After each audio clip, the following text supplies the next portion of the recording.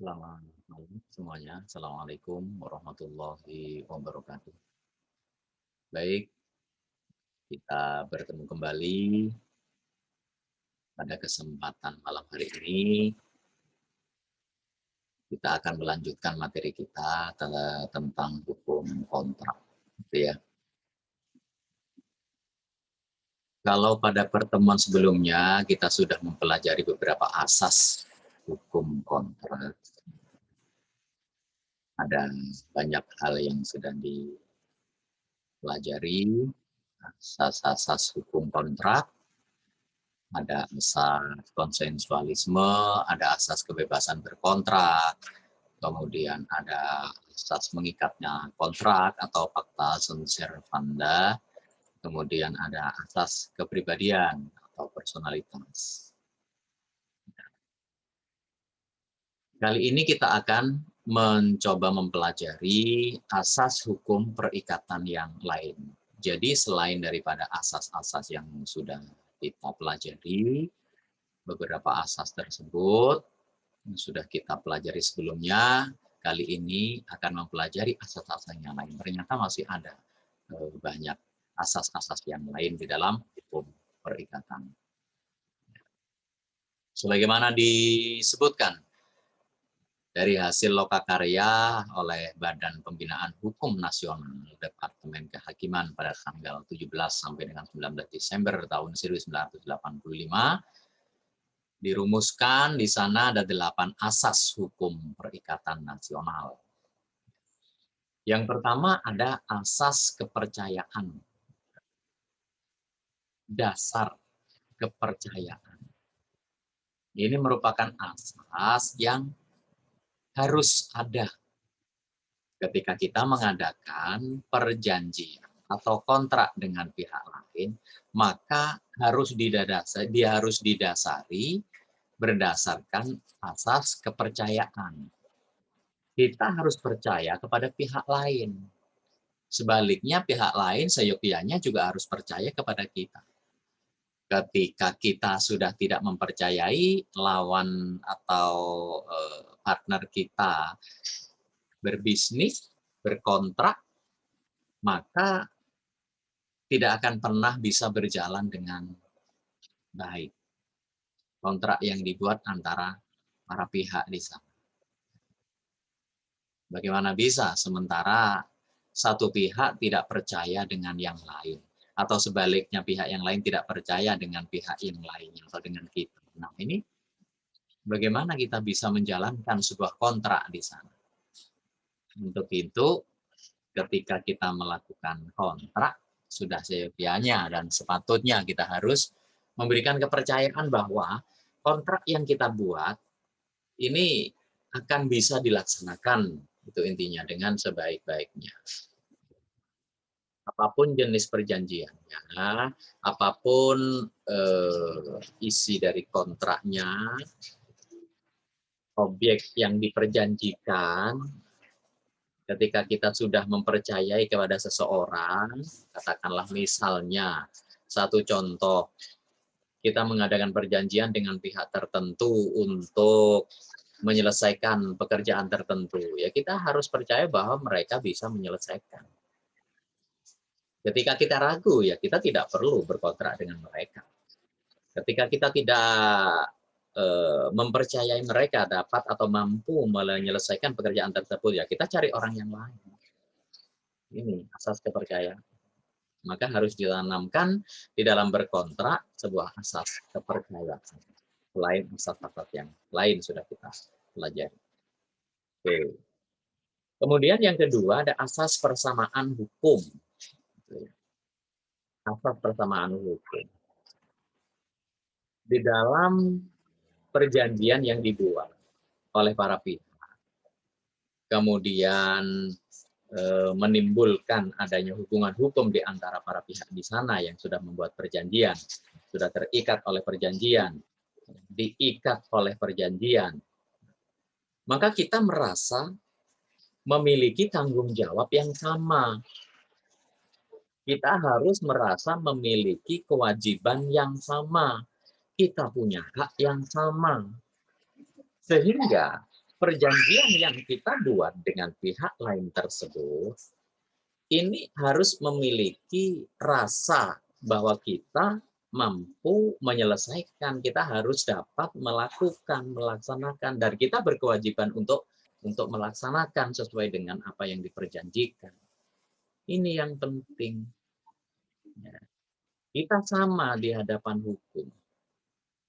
Maka ketika ada suatu hal yang terjadi, ternyata ada sengketa, ya kita selesaikan sesuai dengan ketentuan. Kita cari solusinya yang terbaik. Ya, itu kita harus memiliki dasar atau asas persamaan hukum. Tidak ada yang lebih diunggulkan, tidak ada yang lebih ditinggikan, tidak ada yang lebih direndahkan. Di dalam sebuah perjanjian tidak ada yang lebih tinggi di sana. Ya, baik itu selaku kreditur ataupun debitur, tidak ada yang lebih ditinggikan. Semua sama, karena masing-masing memiliki hak dan kewajiban yang sama.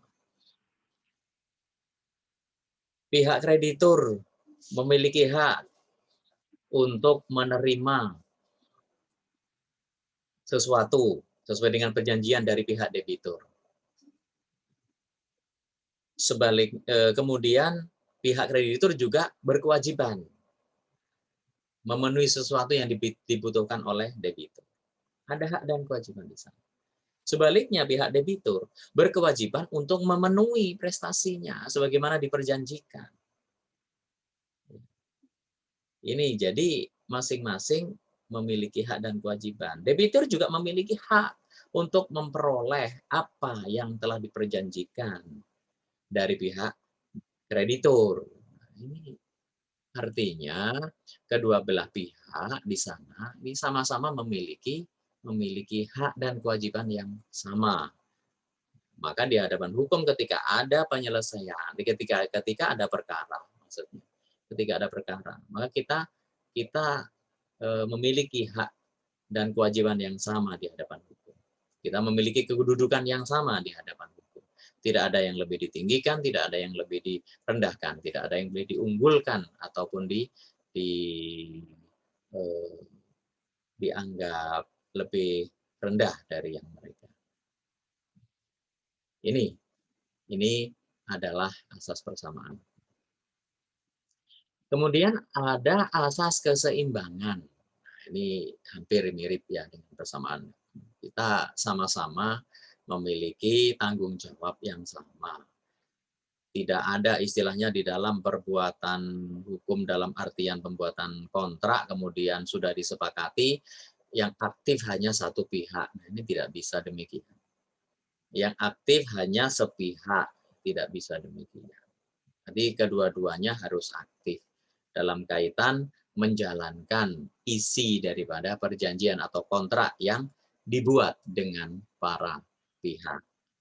Ini harus seimbang, ya. Kemudian ada asas kepastian hukum. Kontrak adalah salah satu, perjanjian adalah salah satu sarana yang digunakan oleh para pihak untuk melakukan kegiatan, sesuatu kegiatan tertentu. Di dalam sebuah perjanjian sudah tertulis, objek perjanjiannya jelas, kapan dibuatnya jelas, apa yang harus dilakukan juga jelas. Di sana sudah dijelaskan. Maka ketika segala sesuatu yang diperjanjikan itu sudah cukup dianggap mampu menjadi sebagai sebuah sarana yang harus dilakukan oleh para pihak, ini dikatakan sebagai perjanjian atau kontrak ini memiliki kepastian. Selain dari itu yang dikatakan sebagai sebuah kepastian, ini adalah ketika sebuah perjanjian yang dibuat oleh para pihak, ini dapat dilaksanakan. Jangan juga membuat perjanjian terlalu muluk-muluk. Ya, seolah-olah ingin dianggap sebagai sebuah perjanjian yang perfect, yang sempurna. Bahasanya selangit, sulit dimengerti. Nah, ini tidak. tidak sesuai, kurang sesuai.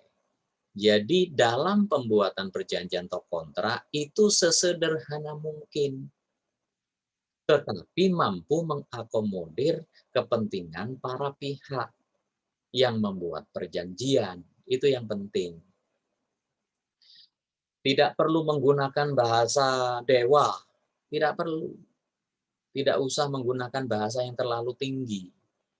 Tetapi pada akhirnya menimbulkan banyak multitafsir, sehingga tidak dapat dilaksanakan dengan sebaik-baiknya. Malah justru bukan mampu melaksanakan perjanjian tersebut, isi perjanjian tersebut bagi para pihak, malah justru jadinya bisa jadi apa yang tertulis di dalam perjanjian itu tidak dapat dilaksanakan. Nah, ini tidak pasti namanya. Tidak dapat dikatakan sebagai sebuah kepastian. Kita tahu bahwa perjanjian ini adalah ibaratnya sebuah undang-undang bagi para pihak yang membuatnya. Pasal 1338 menyatakan demikian. Gitu ya. Tiap-tiap perjanjian yang dibuat secara sah maka berlaku sebagai undang-undang bagi para pihak yang membuat. Nah, jadi peraturan tertinggi bagi para pihak yang membuat perjanjian ini adalah perjanjian itu sendiri. Walaupun pada akhirnya ketika sebuah perjanjian yang dibuat oleh para pihak ini ada hal-hal yang tidak diatur di dalamnya, sementara ternyata ini sebenarnya memerlukan sebuah pengaturan namun mungkin terlewatkan. Nah, ini undang-undang yang berbicara. Memang walaupun demikian, meskipun undang-undang juga masih turut campur ketika sesuatu yang mestinya diperjanjikan namun kelewatan, ya, terlewatkan, tidak dicantumkan di dalam klausula perjanjian yang dibuat oleh para pihak. Maka undang-undang di sini diperbolehkan turut serta, turut campur dalam kaitan penyelesaian sengketa atau permasalahan yang ternyata tidak tertuang di dalam klausula perjanjian. Nih, itu pasti. Maka perjanjian yang tidak dibuat sedemikian rupa dalam artian tidak dapat dilaksanakan oleh para pihak, maka ketika perjanjian tersebut jelas-jelas tidak dapat atau sulit dilaksanakan, nah ini tidak dapat memberikan kepastian. Artinya perjanjian tersebut dianggap sebagai sebuah perjanjian yang tidak pasti. Ya. Kemudian selanjutnya ada asas moral. Kaitan dengan asas moral. Bagaimanapun seseorang berdasarkan atas asas moral tersebut boleh melakukan satu kegiatan, boleh melakukan satu tindakan yang ternyata akan dapat menjadi penyebab timbulnya perikatan di antara para pihak. Ini, walaupun tanpa ada kata sepakat. Ini boleh. Di sini ada dasar asas moral. Nah, di dalam 1354 KUH Perdata ini berkaitan dengan pengurusan harta milik orang lain atau diistilahkan dengan zakwarnemi. Nah, ini diperbolehkan walaupun tanpa ada kata sepakat di antara para pihak. Namun ternyata hukum memberikan pengaturan di sana. Ini diperbolehkan.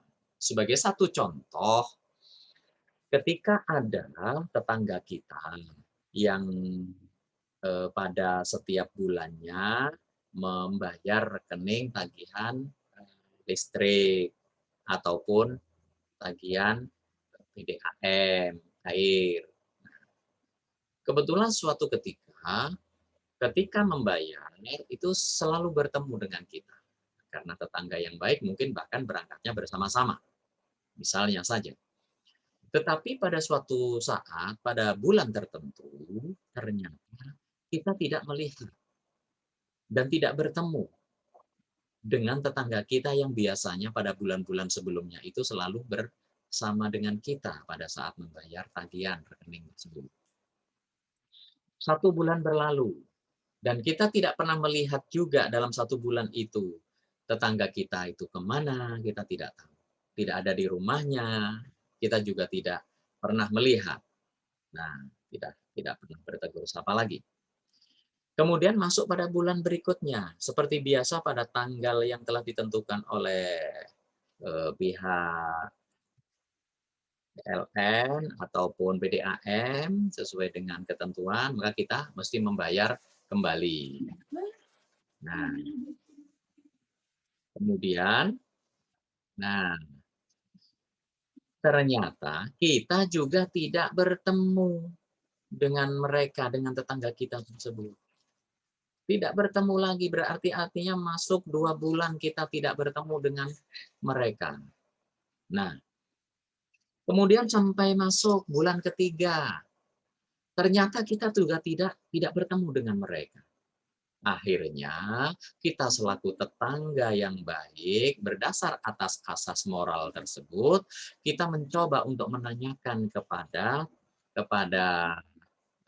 bagian loket pembayaran, baik itu rekening listrik ataupun PDAM. Kita menanyakan, iseng, bertanya apakah si A yang beralamatkan di alamat jalan A, gang B nomor sekian, ini sudah menyelesaikan pembayaran tagihan rekening PDAM dan PLN, air dan listrik.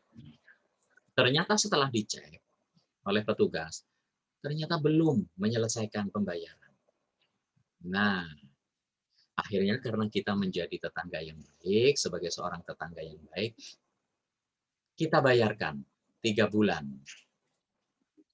dari tagihan yang belum dibayarkan tersebut oleh tetangga kita.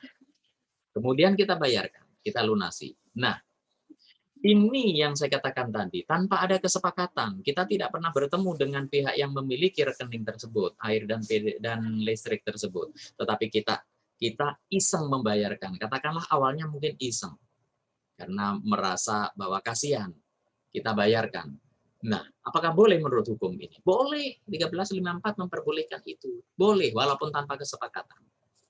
Namun setelah kita mengikatkan diri, nah ini namanya kita sudah mengikatkan diri ketika kita sudah membayarkan rekening tetangga kita itu. Kita dianggap oleh hukum telah mengikatkan diri, ya, dengan pihak-pihak terkait. Dalam hal ini dengan pihak PLN dan pihak PDAM. Nah, artinya sejak saat itu kita sudah dianggap sebagai pemilik tagihan. Nah, ini. Dan selanjutnya, berarti kita diberikan beban kewajiban harus membayarkan rekening tagihan tersebut. Tagihan rekening listrik dan air tersebut. Ini artinya kita sudah mengikatkan diri, maka kita diwajibkan untuk terus membayarkan. Sampai menunggu si pemilik tagihan tersebut datang. Nah, sampai menunggu atau mungkin kalau mereka belum datang juga walinya. Ketika mereka sudah datang baru kita bisa mengalihkan kembali kepada pihak yang memiliki rekening tersebut. Nah, boleh.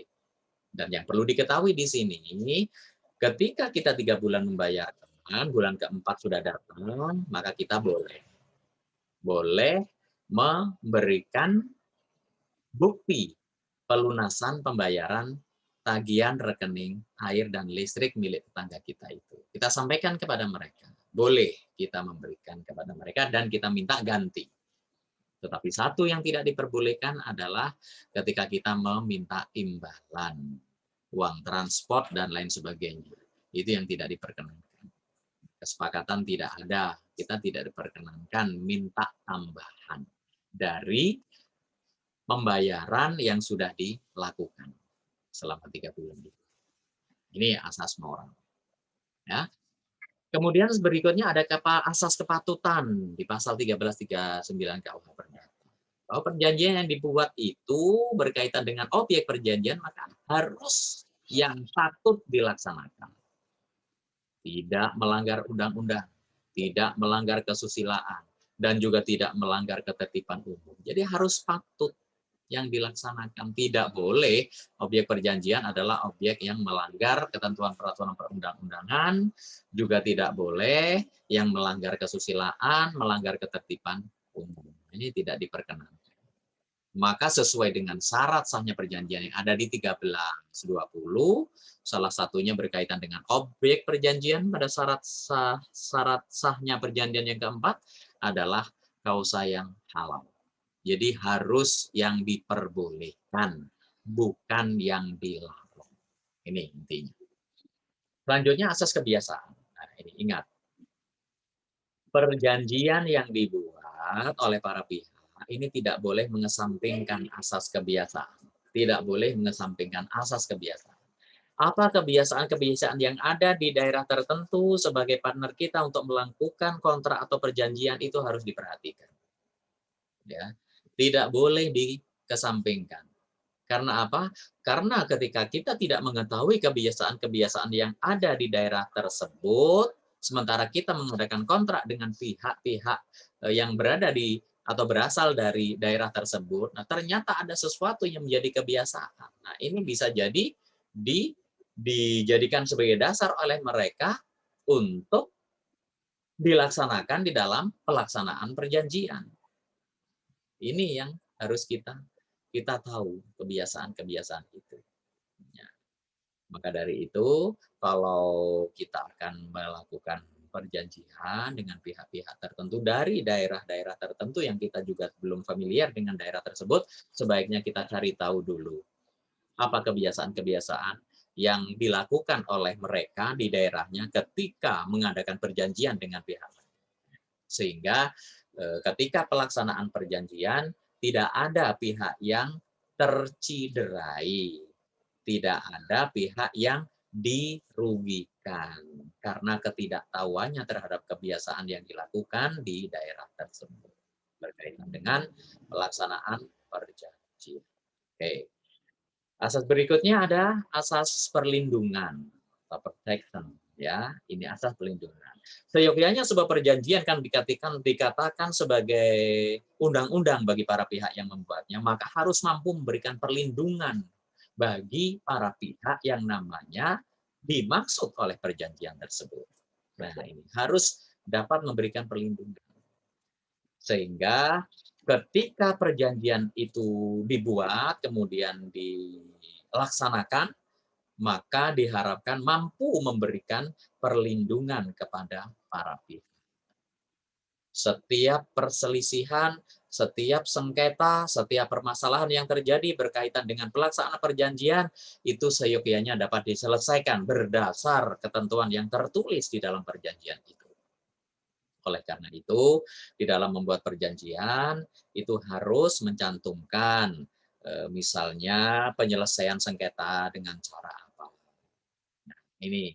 Jadi, masing-masing para pihak di sana setuju, sepakat penyelesaiannya melalui jalur jalur apa. Apakah jalur litigasi, ataukah mungkin jalur di luar pengadilan, dan lain sebagainya. Atau mungkin musyawarah untuk mufakat, mediasi, dan lain sebagainya. Itu cara-cara untuk menyelesaikan perjanjian yang bisa dituangkan ke dalam perjanjian. Silahkan, itu tidak mengikat, tergantung para pihak yang membuatnya. Ya, cara penyelesaian sengketa pun silahkan, terserah. Intinya, perjanjian itu harus dibuat sedemikian rupa, harus pasti, artinya mampu bisa dilaksanakan, ya, tidak menimbulkan hal-hal yang dapat merugikan salah satu pihak saja, yang pasti harus memberikan perlindungan bagi para pihak yang membuat dan yang dimaksud oleh perjanjian tersebut. Itu maksudnya. Oke, baik. Itu yang bisa kita pelajari pada kesempatan malam hari ini. Terima kasih atas perhatiannya. Mohon maaf atas segala kekurangan, khilaf dan salah kata mungkin yang terjadi yang saya sampaikan. Semoga kita bisa mempelajarinya, memahaminya dengan baik, materi-materi yang kita pelajari, sehingga bisa jadi bekal kita dalam melakukan praktek perjanjian dengan pihak-pihak tertentu ketika kita memang terjun ke dunia bisnis. Ya. Oke, itu yang bisa kita pelajari. Sekali lagi terima kasih. Selamat malam dan Assalamualaikum warahmatullahi wabarakatuh.